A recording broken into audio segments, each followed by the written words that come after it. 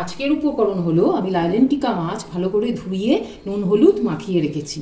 তারপরে লাগছে 1 চামচ হলুদ, 1 চামচ নুন, 1 চামচ কাশ্মীরি লঙ্কার গুঁড়ো, 1/2 চামচ চিনি। চিনিটা দেওয়া মাছটা স্বাদ উঠবে বলে। আর 1/2 টুকরো আদা আমি কুচিয়ে রেখেছি, 10-12 কোয়া রসুন, একটা গোটা পেঁয়াজ হাফ করে কেটে রেখেছি, আর 5টা কাঁচা লঙ্কা আর একটা গোটা টমেটো। লাগছে 1 চামচ গোটা জিরে আর ধনে পাতা, আর ফোড়নে লাগবে কালো জিরে। আমি কড়াইয়ে সর্ষের তেল গরম করে রেখেছি। এরপরে আমি মাছগুলো তেলের উপরে ভেজে নেব।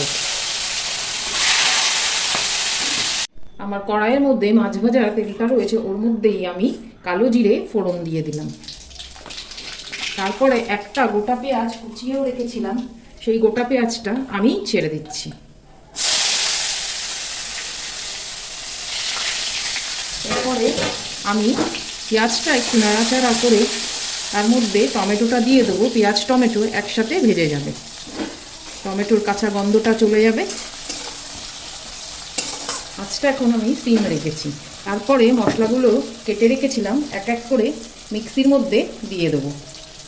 প্রথমে আমি টুকরো করা পেঁয়াজগুলো দিয়ে দিলাম, এরপরে রসুন, আদা, কাঁচা লঙ্কাটা দিয়ে দিলাম, তারপরে 1/2 চামচ জিরে রেখেছিলাম গোটা, সেটাও দিচ্ছি। এরপরে একটু জল দিয়ে ভালো করে আমি পেস্ট করে নেব।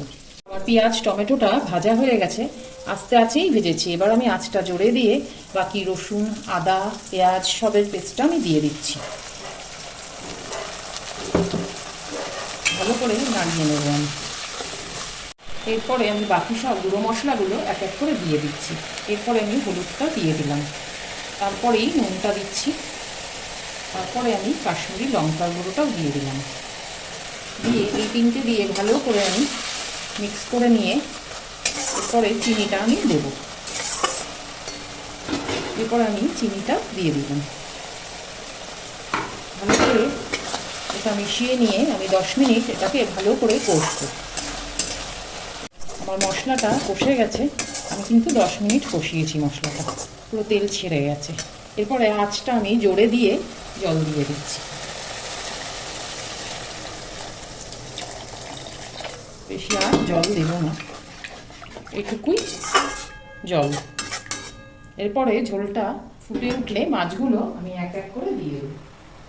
আমার ঝোলটা ফুটে উঠেছে, এরপরে আমি এক এক করে মাছগুলো দিয়ে দিচ্ছি। আমি মাছগুলো সব দিয়ে দিয়েছি। এরপরে 2টো কাঁচা লঙ্কা ভেঙে আমি ওপর দিয়ে দিলাম। তারপরে ধনে পাতাটা কুচিয়ে রেখেছিলাম, এবার আমি ধনে পাতাটাও দিয়ে দিচ্ছি। তারপরে আমি 5 মিনিট ঢেকে রাখবো সিম আছে, তাহলেই আমার কমপ্লিট হয়ে যাবে। 5 মিনিট হয়ে গেছে, এবার আমি ঢাকাটা খুলে দিচ্ছি। মাছটা কমপ্লিট হয়ে গেছে। এরপরে গ্যাসের ওভেনটা আমি বন্ধ করে দেব। আমার কমপ্লিট মাছ রান্না। আমার লাইলেন টিকার তেল ঝোল কমপ্লিট। যদি এই রেসিপিটা ভালো লেগে থাকে তাহলে একটা লাইক, শেয়ার আর সাবস্ক্রাইব করবেন, আর বেল আইকনটা প্রেস করতে ভুলবেন না।